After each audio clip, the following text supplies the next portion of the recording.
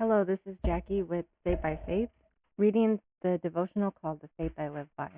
His Blameless Life, February 12th, the Eternal Son.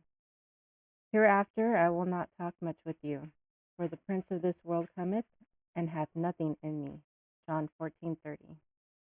We should have no misgivings in regard to the perfect sinlessness of the human nature of Christ. He is a brother in our infirmities, but not in possessing like passions. As a sinless one, his nature recoiled from evil. He endured struggles and torture of soul in a world of sin. His humanity made prayer a necessity and privilege.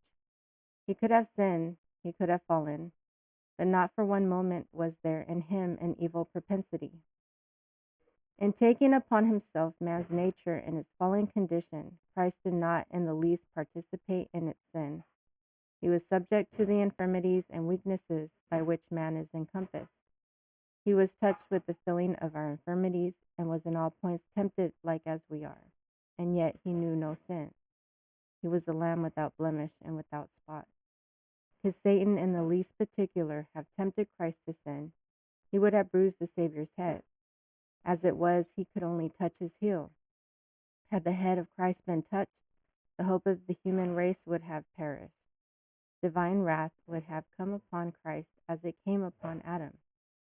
Christ and the church would have been without hope. Not even by a thought could Christ be brought to yield to the power of temptation.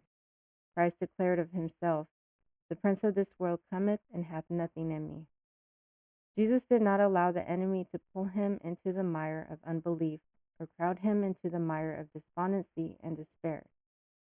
Christ's humanity was united with divinity, and in this strength he would bear all the temptations that Satan could bring against him, and yet keep his soul untainted by sin. And this power to overcome he would give to every son and daughter of Adam who would accept by faith the righteous attributes of his character. This is Jackie with Saved by Faith, reading The Faith I Live By.